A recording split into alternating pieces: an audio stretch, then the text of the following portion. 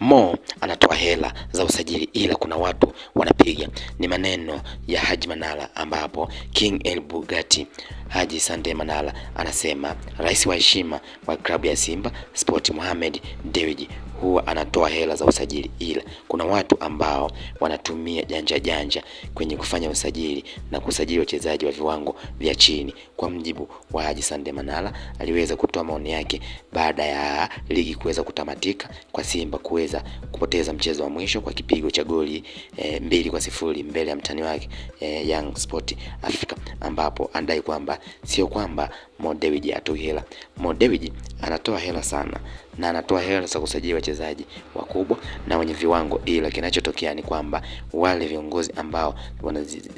pesa inapitia kwenye mikono yao, basi kuna janja ambazo wanazitumia na zile pesa kuweza kusajili wachezaji wenye viwango vya chini. Yani wanachukua hela za kusajili wachezaji wenye viwango vya juu, lakini wanaenda wanasajili wachezaji wenye viwango vya chini, na ndio maana timu inakuwa haipati mafanikio makubwa kama ilivyo klabu ya Yanga. Kwa mjibu wa Manara ambaye alishawahi kuwa mwenyekiti, alishakuwa kuwa msemaji wa klabu ya Simba, aliweza kufafanua ufafanuzi huo kwa kudai kwamba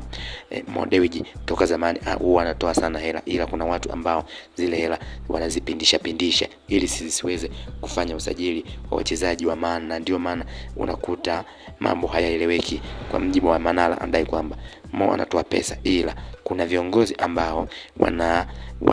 wanafanya janja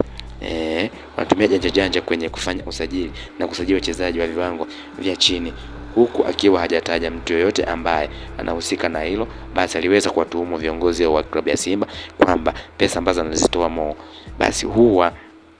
wanafanya ujanja ili waweze kuzikwepesha na kusajili wachezaji wenye viwango vya chini baada ya kusajili wachezaji wa viwango vya juu, na huko kimkingia kifua Mo Dewji kudai kwamba anatoa hela ila kuna viongozi wajanja. Nikumbuke kwamba Haji Manara yeye anafahamu Simba vizuri na viongozi wale vizuri mno, hivyo anawajua nje na ndani na vile mifumo wanaifanya ili kuweza kusajili hao wachezaji, na ndio maana ameweza kuzungumza kwa ujasiri kwa kudai kwamba pesa zinatoka ila kuna sema ambapo zinaishia